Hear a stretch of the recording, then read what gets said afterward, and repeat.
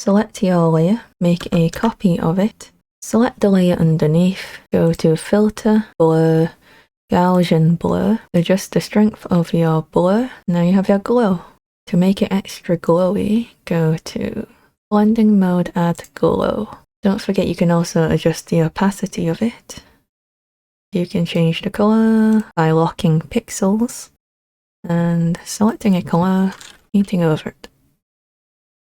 Also, don't forget that you can erase parts of it where you don't want it.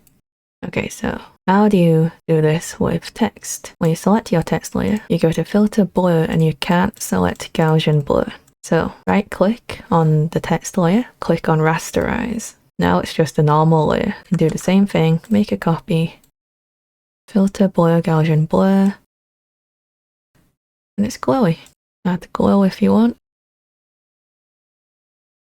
There you go.